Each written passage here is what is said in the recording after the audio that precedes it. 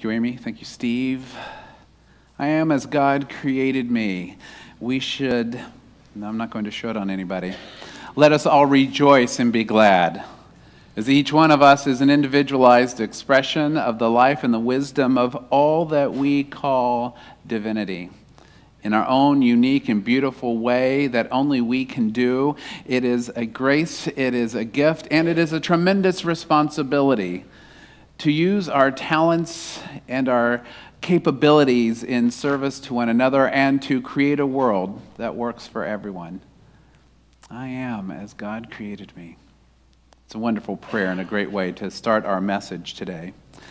I've been inspired for the first half of this year to draw subject material from a book called Heart-Centered Metaphysics. It's Unity's basic metaphysics textbook written by Reverend Dr. Paul Hasselbeck, who will be with us actually in April for a weekend presentation. Wonderful foundational New Thought material. I just love it. He's got a direct way of explaining things, sometimes a little too direct, I think. But fantastic material. Copies are available in the bookstore. And I wanted to start this, really get in earnest. I actually started the series last week from my home office. I want to thank Mid Hunt and the live stream team who made it possible for us to be together last week. Snow day.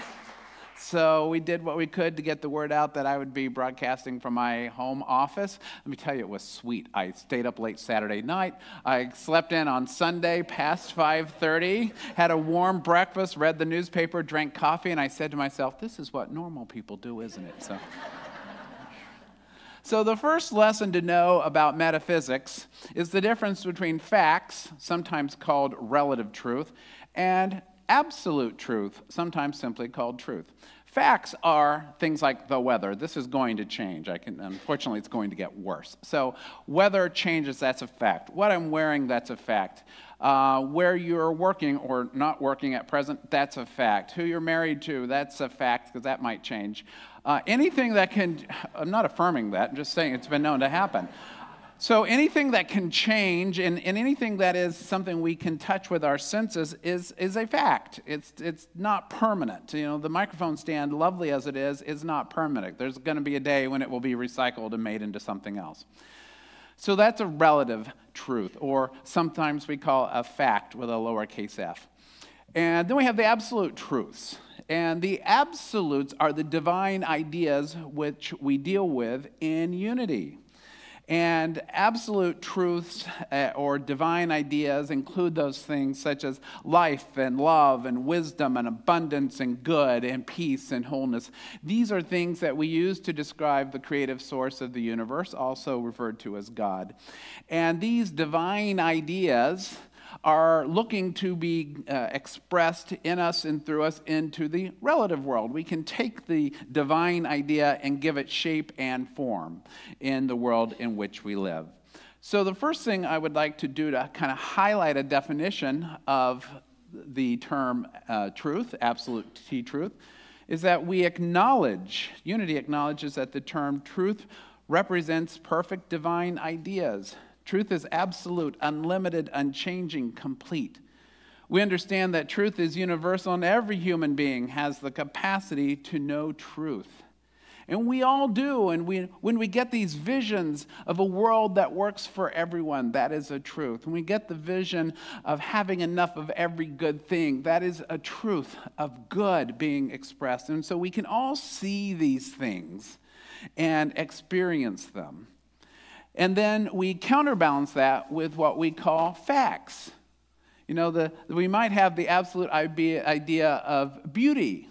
Might be expressed as a painting, might be expressed in the interior decoration of this room, might be expressed in the flowers, might be expressed in what I'm actually wearing today, which I picked out by myself, I'll have you know. Those are ways we bring absolute truths, absolute divine ideas into manifestation. And then we have facts, right? And facts change. You know, and now, thanks to the times in which we live, we have alternative facts. Actually, alternative facts have been with us from, well, they've always been with us. Mark Twain put it this way: we have lies, darned lies, and statistics. So those things have always been around with us as well. So to simplify, facts are things that change, truth, divine ideas that do not. Another thing we read in the book Heart-Centered Metaphysics is this. Since that which is relative is impermanent and changeable, any condition existing in the relative plane, the realm of the senses, has the potential to be held and restored to wholeness in our awareness. Moving our awareness from the relative to the absolute or from facts to truth helps to accomplish this and requires a great deal of practice. Practice, practice, practice. We have to practice knowing truth in spite of facts. Because sometimes the facts seem pretty big, and sometimes they feel pretty rotten, like a health challenge or a financial challenge or a relationship challenge. Those things seem pretty real when they happen, and in fact they are. We don't stick our heads in the sand and act like, oh, it's just an illusion. No, it's not an illusion. I'm experiencing it right this very minute. So in our prayer work, in our spiritual practice, we always look to align ourselves with the divine idea that we want to see expressed, so that when somebody comes and they're asking for prayers for healing, we don't pat them on the back and go, oh, you poor dear, that must be the most god-awful thing. Oh, I just hope something can be done. Let us pray. It's like, no. We focus on the divine idea of life and affirm life and call forth and praise what is vibrant and alive and healthy in somebody, and work on that divine idea to bring it into manifestation in our consciousness first, so we can see it, so that we can be open and receptive to the divine ideas of what is ours to do to bring it into manifestation. There's that connection between the divine idea and the action we're going to take, and that middle point is in our consciousness. What are we willing to be open to? Are we willing to see the opportunities around us that we may not have seen before because we are so focused on the fact, so focused on the problem, we didn't realize that there's a whole world of opportunity and options open to us.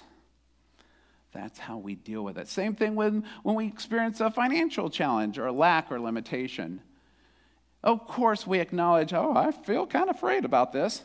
And then, after 10 minutes of that, we can get back to the work of declaring and knowing that this is an abundant world. We live in a world of divine ideas of abundance, and that we are open and receptive to the inspirations and the promptings of spirit and the intuitions of the things we can do, so that we might demonstrate the divine idea of abundance. You with me so far? There is a tie-in. So we don't ignore facts, and we don't act like divine ideas are some pie-in-the-sky thing. They are real to us, and we have choices in what we do about that. And our choices are predicated upon where we are in consciousness. And Dr. Hasselbeck points out that there are really 4 levels of consciousness from which we live our lives, and we kind of, throughout the course of a day, will probably experience all of them, truth be told. The first one is a victim level of consciousness. This is when I feel and believe that everything is happening to me. Yeah, of course, sometimes life is happening to you. We counter this sometimes with the idea of maybe this is for me, and if it's for me, what's the good? But that victim consciousness is life is happening to me. The second one is the victor consciousness, the survivor, the overcomer. This is when we believe and know that we have some ability to influence or control the world or events around us, most notably our experience of them.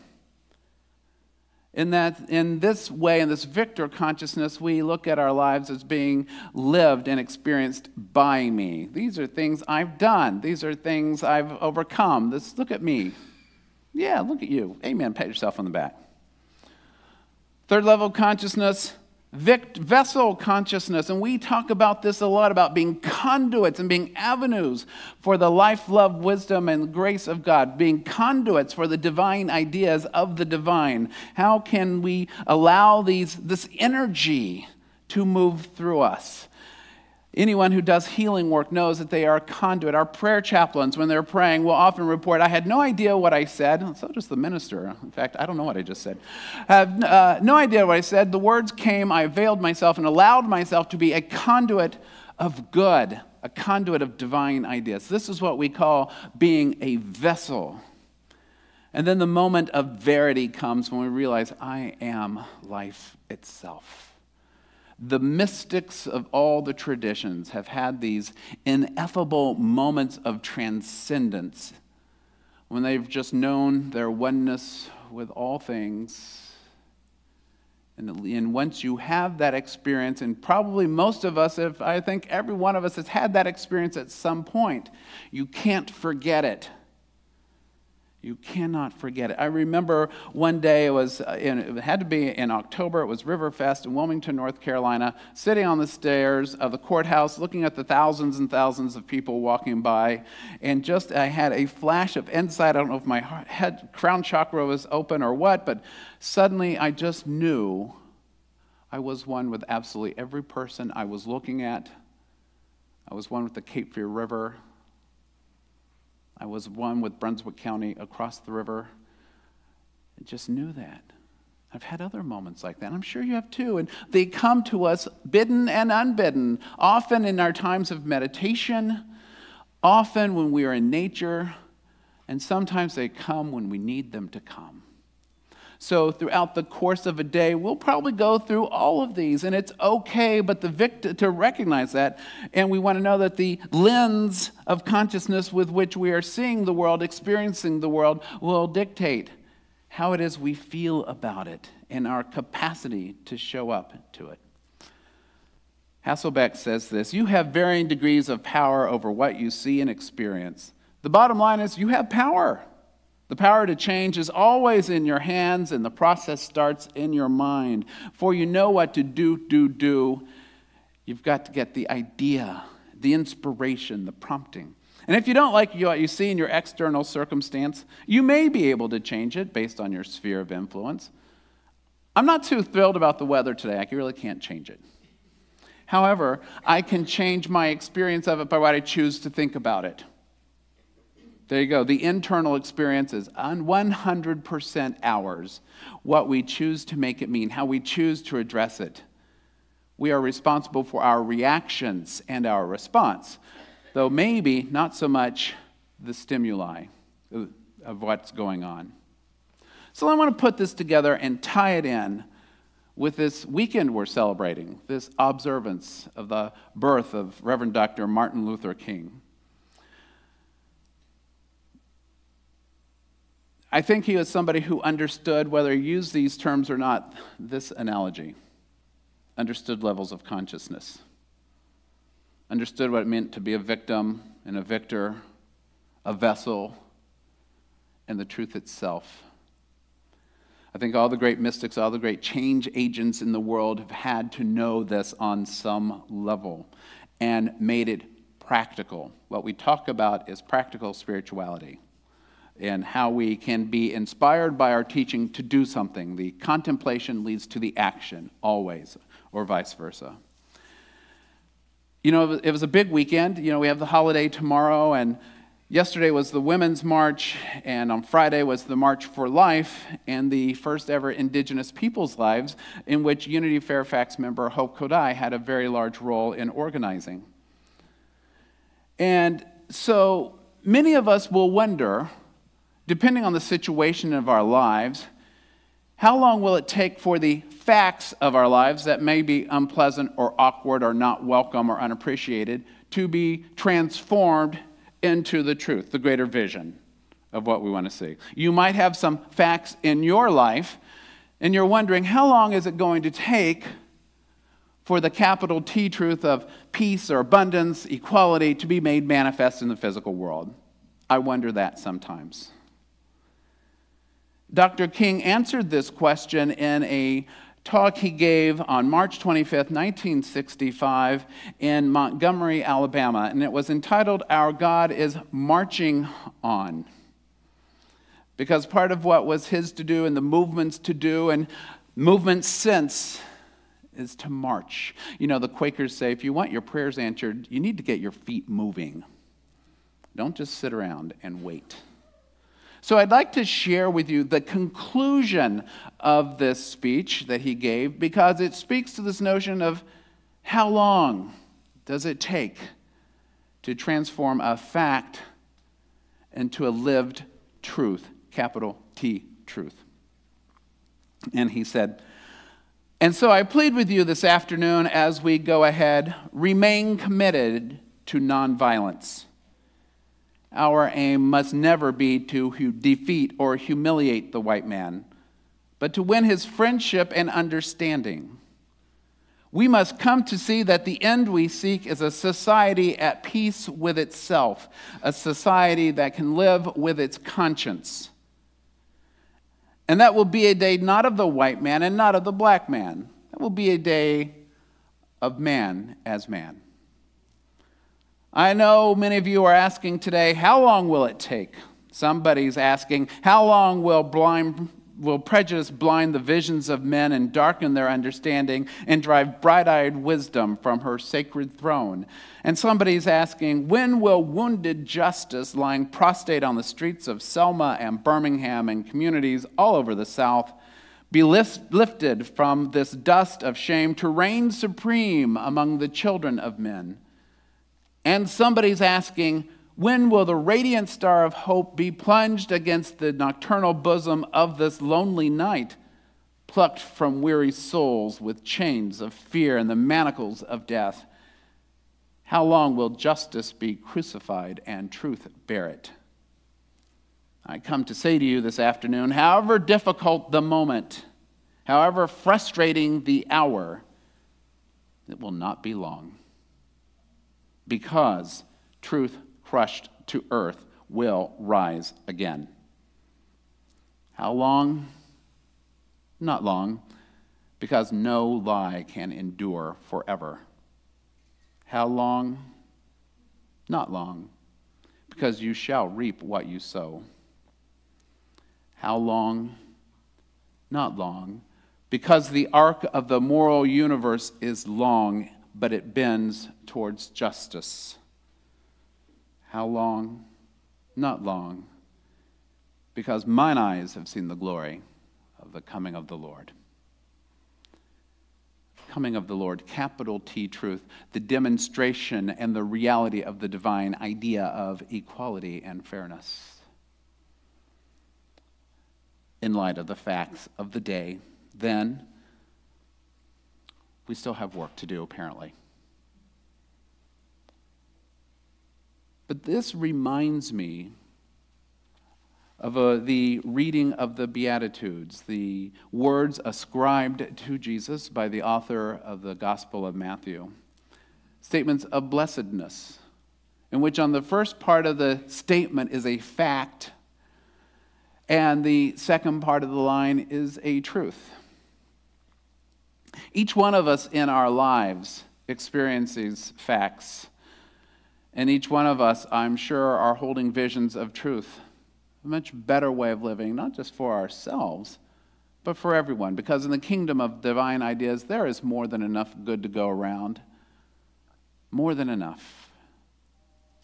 So what I would like to do as a closing today is to read these Beatitudes as a form of prayer, acknowledging that each one of us, in our own way, is a prophet.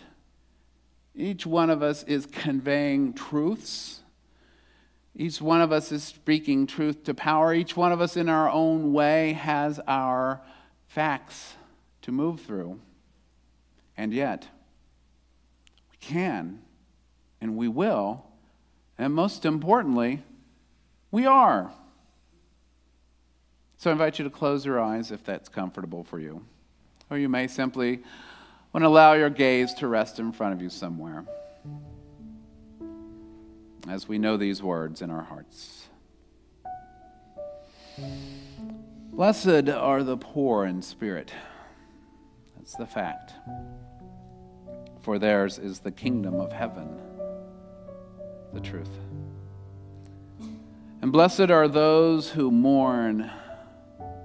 Fact, for they will be comforted.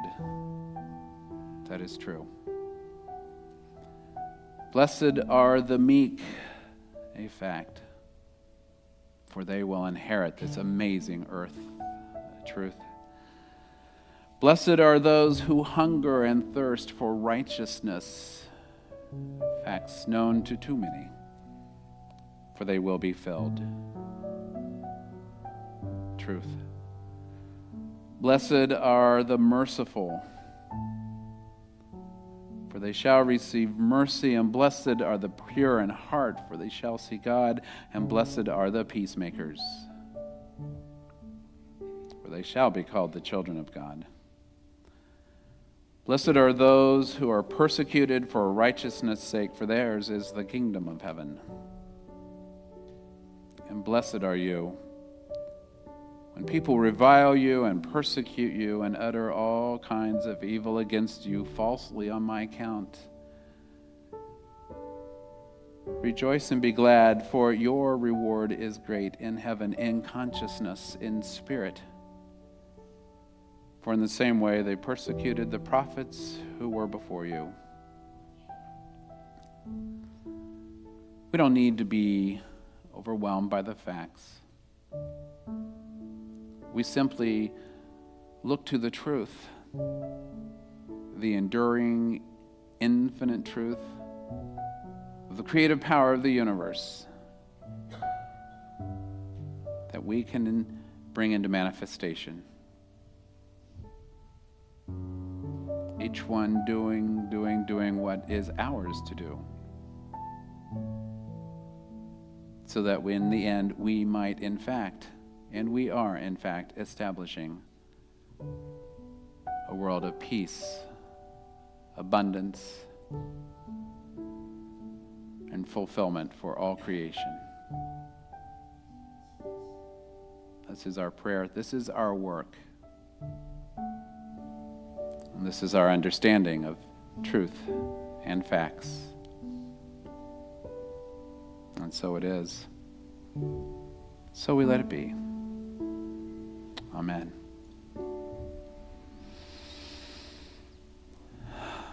Peace be with you, and namaste, and stay warm. Amen.